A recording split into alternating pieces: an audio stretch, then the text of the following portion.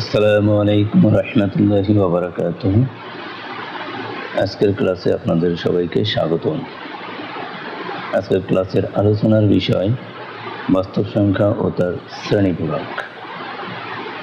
এই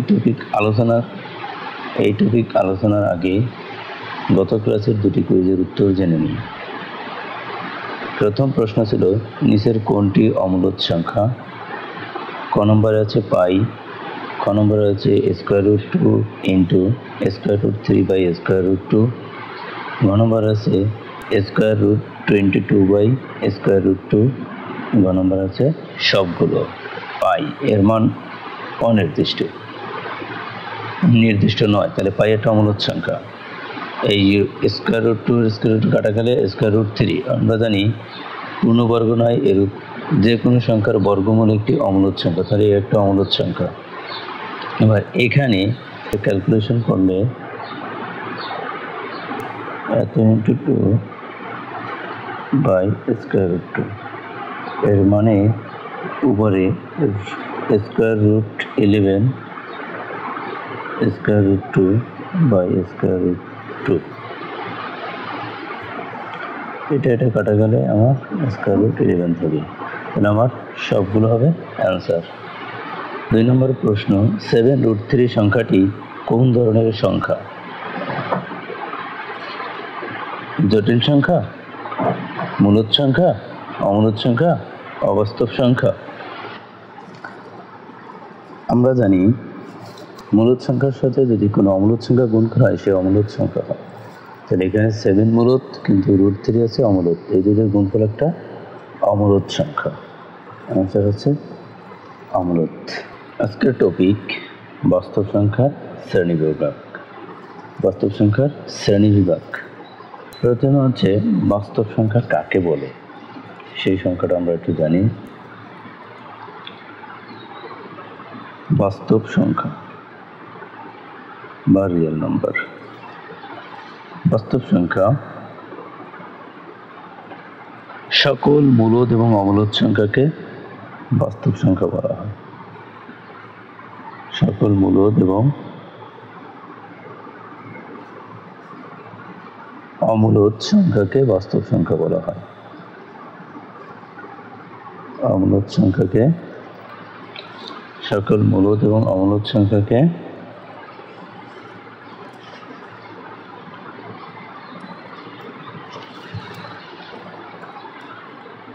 বাস্তব সংখ্যা বলা হয়। বাস্তব সংখ্যাকে আর দিয়ে প্রকাশ করা হয়।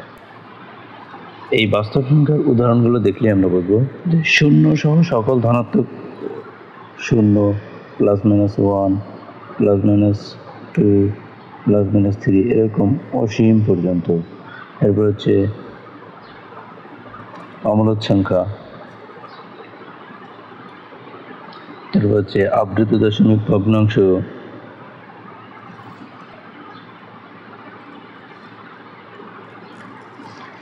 এগুলো কি সবই বাস্তব সংখ্যা। এই যে দশমিকের পরে অসংখ্য আছে, আবৃত দশমিক আছে, দশমিকের পরে অসীম দশমিক আবৃত আছে, পৌনঃপুনিক সংখ্যা আছে, এগুলো সব কি বাস্তব সংখ্যা। এই বাস্তব সংখ্যাকে মূলদ আর অমূলদ দুই ভাগে ভাগ করা হয়েছে।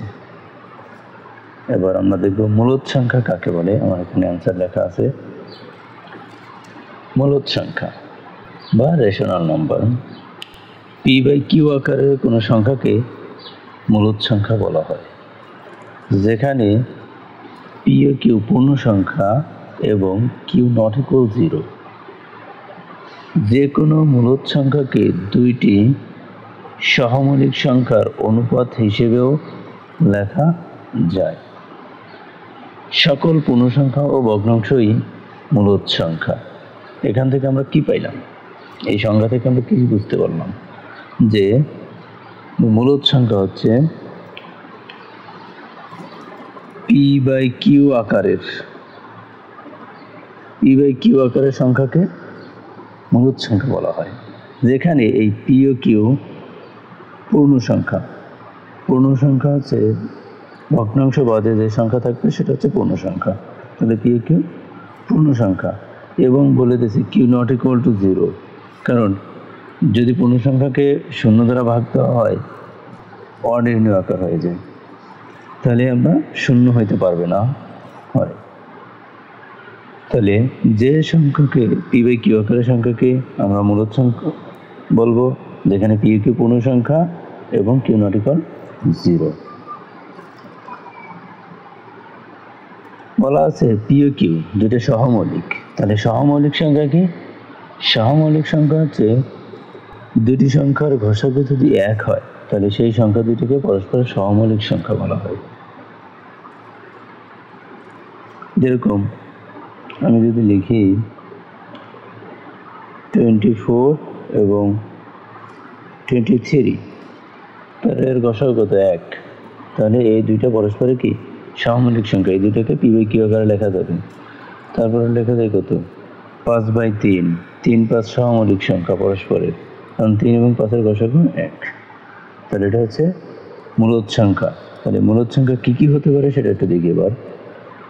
0 মূলদ সংখ্যা, 1 মূলদ সংখ্যা, 3 মূলদ সংখ্যা, 11/2 মূলদ সংখ্যা, এরকম 1.66 পৌনঃপুনিক এর উপর থাকলে সে মূলদ সংখ্যা, 0.12 এর উপর পৌনঃপুনিক থাকলে সে মূলদ সংখ্যা। অর্থাৎ এগুলো সব কি আমার মূলদ সংখ্যা। মূলদ সংখ্যাকে কিউ দ্বারা প্রকাশ করা হয়। কেন কিউ দ্বারা প্রকাশ করা হয়? মূলদ সংখ্যাকে কিউ দ্বারা প্রকাশ করা হয় যা অনুপাতের জন্য কোশেন্ট, কোশেন্ট শব্দের অর্থ অনুপাত, এই অনুপাতের জন্যই মূলদ সংখ্যাকে কিউ দ্বারা, কারণ পি বাই কিউ এটা কি ভগ্নাংশ ভাগ অনুপাত, এই জন্য একে কিউ দ্বারা প্রকাশ করা হয়। এই কিউ শব্দটি বা কিউ অক্ষর ব্যবহার করা হয় এই মূলদ সংখ্যার জন্য। কিউ অক্ষরটি ইতালীয় শব্দ কোয়াজেন্টি থেকে এসেছে, যার অর্থ ভাগফল। কিউ শব্দটি কোন শব্দ থেকে এসেছে? কোজেন্টি থেকে এসেছে। এই যে কোজেন্টি থেকে এসেছে, যার অর্থ ভাগফল। তাহলে মূলদ সংখ্যা পাইলাম। এবার হচ্ছে অমূলদ সংখ্যা। যে সকল সংখ্যাকে পি বাই কিউ আকারে প্রকাশ করা যায় না তাদেরকে অমূলদ সংখ্যা বলে, যেখানে পি ও কিউ পূর্ণ সংখ্যা এবং কিউ নট ইকুয়াল 0। অর্থাৎ মূলদ অমূলদ সংখ্যা প্রায় সেম, এটা প্রকাশ করা যায়। আর মূলদ সংখ্যায় পি বাই কিউ আকারে প্রকাশ করা যায়, কিন্তু অমূলদ সংখ্যায় পি বাই কিউ আকারে প্রকাশ করা যাবে না, তাকেই অমূলদ সংখ্যা বলব। তাহলে অমূলদ সংখ্যার উদাহরণ দেখি। আচ্ছা, অমূলদ সংখ্যাকে কিউ প্রাইম দ্বারা প্রকাশ করা হয়। কি দ্বারা? অমূলদ সংখ্যাকে কিউ প্রাইম দ্বারা প্রকাশ করা হয়। এই যে রিয়েল নাম্বার থেকে, বাস্তব সংখ্যা থেকে যদি আমার মূলদ সংখ্যা বাদ দেওয়া হয়, বাস্তব সংখ্যা থেকে যদি আমার মূলদ সংখ্যা বাদ দেওয়া হয়, তাহলে যেটা থাকবে সেটাই হচ্ছে আমার অমূলদ সংখ্যা। যেমন √11, √2, √20, এগুলো সব আমার কি অমূলদ সংখ্যা। পূর্ণবর্গ নয়, এরূপ যে কোনো স্বাভাবিক সংখ্যার বর্গমূল অমূলদ সংখ্যা বা ভগ্নাংশ আসতে পারে, সেটা একটা অমূলদ সংখ্যা। যেরকম আমি যদি লিখতে পাই অমূলদ সংখ্যা ই, অমূলদ সংখ্যা ইত্যাদি অমূলদ সংখ্যা। 1.32 এর মানে কি এই সংখ্যার কোনো শেষ নেই, অনির্দিষ্ট। এই অনির্দিষ্টের কারণে এই পাই ই এটা হচ্ছে অমূলদ সংখ্যা। গেল মূলদ সংখ্যা, অমূলদ সংখ্যা গেল। এবার আমরা শিখব মূলদ সংখ্যা প্রকারভেদ। মূলদ সংখ্যাকে আবার দুই ভাগে ভাগ করা যায়। মূলদ সংখ্যাকে কয় ভাগে ভাগ করা যায়? দুই ভাগে। কি কি? পূর্ণ সংখ্যা আর হচ্ছে ভগ্নাংশ। মূলদ সংখ্যাকে এই দুইটা ভাগে ভাগ করা যায়। এবার পূর্ণ সংখ্যা কাকে বলে? পূর্ণ সংখ্যা দেখি।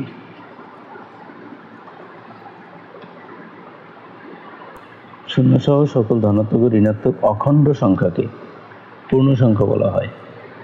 অখণ্ড মানে কি? অখণ্ড বলতে এমন সংখ্যাকে বোঝায় যা ভগ্নাংশ বা দশমিক আকারে প্রকাশ করা যায় না, অর্থাৎ পূর্ণ সংখ্যা। সেই সঙ্গে তাই বলছে অখণ্ড সংখ্যাকে পূর্ণ সংখ্যা বলা হয়। পূর্ণ সংখ্যাকে কি দ্বারা প্রকাশ করা হয়? পূর্ণ সংখ্যাকে জেড দ্বারা প্রকাশ করা হয় অথবা আই দ্বারা প্রকাশ করা হয়। ইন্টিজার মানে কি? ইন্টিজার নাম্বার মানে পূর্ণ সংখ্যা। জেড দ্বারা প্রকাশ করা হয়। জেড হচ্ছে জার্মান শব্দ জাহলেন থেকে এসেছে। জেড কি শব্দ? জেড দ্বারা প্রকাশ করা হয়। জেড হচ্ছে জার্মান শব্দ জাহলেন থেকে এসেছে, যার অর্থ সংখ্যা। জেড শব্দটি জাহলান শব্দ থেকে এসেছে, তাই পূর্ণ সংখ্যাকে জেড দ্বারা প্রকাশ করা হয় বা আই দ্বারা প্রকাশ করা হয়। আর এই জাহলেন শব্দটি সর্বপ্রথম জর্জ ক্যান্টর ব্যবহার করেছেন, জার্মান গণিতবিদ। এরপর আমরা জানবো ভগ্নাংশ। ভগ্নাংশ কাকে বলে বা ফ্র্যাকশন। পি বাই কিউ আকারের সংখ্যাকে ভগ্নাংশ সংখ্যা বা সংক্ষেপে ভগ্নাংশ বলে। তাহলে ভগ্নাংশ কাকে বলে? পি বাই কিউ আকারের সংখ্যাকে ভগ্নাংশ সংখ্যা বা সংক্ষেপে ভগ্নাংশ বলে। যেখানে q not equal 0, q not equal 0 এবং কিউ ইকুয়াল টু 1 এবং কিউ দ্বারা পি নিঃশেষে বিভাজ্য নয়। এই দেখেন, নিঃশেষে বিভাজ্য হলে সে পূর্ণ সংখ্যা হয়ে যাবে, আর পূর্ণ সংখ্যা তো সে ভগ্নাংশ হবে না। তাহলে আমরা একটা উদাহরণ দেখি, যেরকম 3/5 এটা একটা কি ভগ্নাংশ। যদি 3/1 দিতাম তাহলে এটা কি 3 আসতো, তাহলে এটা একটা পূর্ণ সংখ্যা হয়ে যায়। এই জন্য কিউর মান 1ও হতে পারবে না, কিউর মান 0 হতে পারবে না, 1ও হতে পারবে না। কিউর মান কি পারবে না? 0 হতে পারবে না, 1ও হতে পারবে না। কারণ কিউ 0 হলে পি বাই কিউ এটা কি অনির্ণয় আকার চলে আসে। তাহলে পূর্ণ সংখ্যা, ভগ্নাংশ গেল। এবার পূর্ণ সংখ্যা কাকে বলে সেটা জানতে হবে। পূর্ণ সংখ্যাকে আবার 3 ভাগে ভাগ করা যায়। পূর্ণ সংখ্যাকে কয় ভাগে ভাগ করা যায়? পূর্ণ সংখ্যাকে 3 ভাগে ভাগ করা যায়। সেটা কি কি? ধনাত্মক, 0, ঋণাত্মক পূর্ণ সংখ্যা। এবার আমরা দেখব ঋণাত্মক পূর্ণ সংখ্যা কি। ঋণাত্মক পূর্ণ সংখ্যা হলো 0 থেকে ছোট সকল বাস্তব পূর্ণ সংখ্যাকে ঋণাত্মক পূর্ণ সংখ্যা বলা হয়। এই ঋণাত্মক পূর্ণ সংখ্যাকে জেড মাইনাস দ্বারা প্রকাশ করা হয়। ওই যেহেতু ঋণাত্মক তাই মাইনাস বা অথবা আই মাইনাস দ্বারা প্রকাশ করা হয়। উদাহরণ হিসেবে দিতে পারি আমরা কি, এই যে -3, -2, -1 ইত্যাদি এরকম পূর্ণ সংখ্যা। যদি পূর্ণ সংখ্যা না বলতাম, যদি বলতাম ঋণাত্মক সংখ্যা, তখন কিন্তু 0 থেকে ছোট সকল বাস্তব সংখ্যাকে ঋণাত্মক সংখ্যা বলা হয়। সেক্ষেত্রে আমার কিন্তু 3/2 ভগ্নাংশ আকারও আসবে। ভগ্নাংশ আকারের সংখ্যাগুলো এর সাথে আসবে, সেটা হচ্ছে ঋণাত্মক সংখ্যা। এবার হচ্ছে ধনাত্মক সংখ্যা কাকে বলে? 0 থেকে বড় সকল বাস্তব পূর্ণ সংখ্যাকে ধনাত্মক পূর্ণ সংখ্যা বলা হয়। যদি বলা হতো ধনাত্মক সংখ্যা, তাহলে ধনাত্মক সংখ্যা পদ্ধতিতেও কিন্তু দশমিক ভগ্নাংশ আসবে। তাহলে সেক্ষেত্রে 0 থেকে বড় সকল বাস্তব সংখ্যাকে ধনাত্মক সংখ্যা বলা হয়। তাহলে ধনাত্মক পূর্ণ সংখ্যা কি? 0 থেকে বড় সকল বাস্তব পূর্ণ সংখ্যাকে ধনাত্মক সংখ্যা বলা হয়। 1, 2, 3 এরকম অসীম পর্যন্ত এটা কি সব ধনাত্মক পূর্ণ সংখ্যা। এই ধনাত্মক পূর্ণ সংখ্যাকে জেড প্লাস দ্বারা প্রকাশ করা হয়। কি দ্বারা প্রকাশ করা হয়? জেড প্লাস দ্বারা। তাহলে ধনাত্মক ঋণাত্মক গেল। এবার হচ্ছে অঋণাত্মক সংখ্যা। অঋণাত্মক সংখ্যা কাকে বলে? অঋণাত্মক সংখ্যা এটা হচ্ছে 0 সহ সকল ধনাত্মক সংখ্যাকে, 0 সহ সকল ধনাত্মক সংখ্যাকে, শূন্য সহ সকল ধনাত্মক সংখ্যাকে অঋণাত্মক সংখ্যা বলা হয়। 0, 1, 2, 3, 4, 100 এরকম ইনফিনিটি পর্যন্ত সবগুলো আমার কি অঋণাত্মক সংখ্যা। ধনাত্মক পূর্ণ সংখ্যাকে স্বাভাবিক সংখ্যা বলা হয়। ধনাত্মক পূর্ণ সংখ্যাকে কি বলা হয়? ধনাত্মক পূর্ণ সংখ্যাকে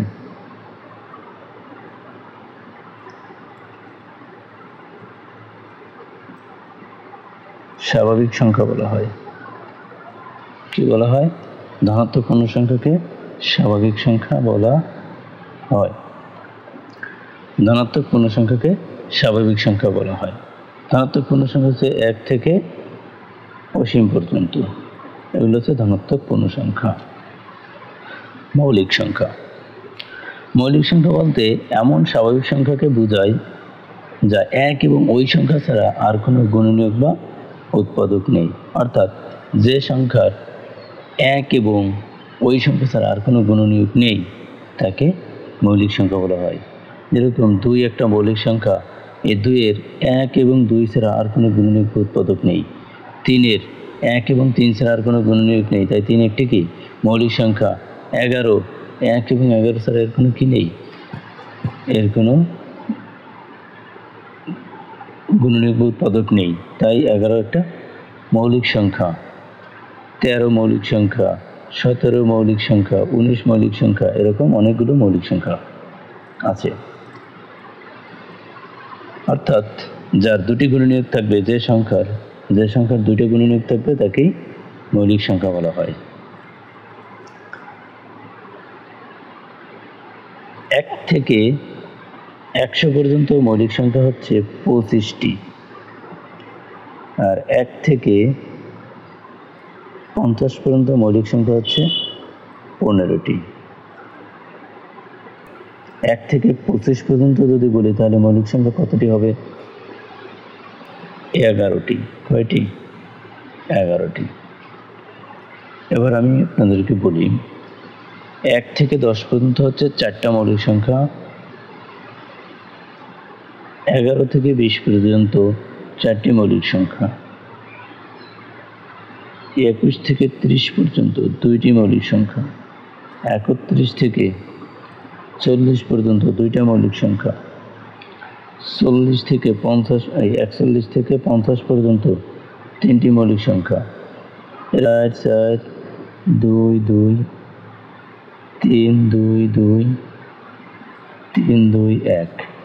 প্রথম 1 থেকে 10 পর্যন্ত মৌলিক সংখ্যা 4টি, 11 থেকে 20 পর্যন্ত 4টি, 21 থেকে 30 পর্যন্ত 2টি, 31 থেকে 40, 41 থেকে 50, 51 থেকে 60 পর্যন্ত এই 2টা, 61 থেকে 70 পর্যন্ত 2টি, 71 থেকে 80 পর্যন্ত 3টা, 81 থেকে 90 পর্যন্ত 2টা, 91 থেকে 100 পর্যন্ত 1টি। টোটাল এই 25টা মৌলিক সংখ্যা। এবার আমরা যে কোনো থেকে যেভাবে প্রশ্ন আসে পারবো ইনশাআল্লাহ। যবে প্রশ্ন আসে বা বলে দেয় 1 থেকে 20 পর্যন্ত মৌলিক সংখ্যাগুলো গড় কত, 1 থেকে 10 পর্যন্ত মৌলিক সংখ্যাগুলোর যোগফল কত, এরকম অ্যান্সার আসতে পারে। ইনশাআল্লাহ আমরা মৌলিক সংখ্যা দেখলাম। এবার হচ্ছে যৌগিক সংখ্যা, অর্থাৎ স্বাভাবিক সংখ্যাকে মৌলিক সংখ্যা, যৌগিক সংখ্যা এবং 1 এই 3 ভাগে ভাগ করা যায়। যে ধনাত্মক পূর্ণ সংখ্যাকে স্বাভাবিক সংখ্যা বলা হয়, এই ধনাত্মক পূর্ণ সংখ্যাকে আবার মৌলিক সংখ্যা, 1 এবং যৌগিক সংখ্যা এই 3 ভাগে ভাগ করা যায়। তাহলে মৌলিক সংখ্যা আমরা শিখলাম, এবার যৌগিক সংখ্যা দেখি। যৌগিক সংখ্যা হচ্ছে যৌগিক সংখ্যা, যে সকল সংখ্যার 2-এর অধিক গুণনীয়ক থাকবে তাদেরকে যৌগিক সংখ্যা বলা হয়।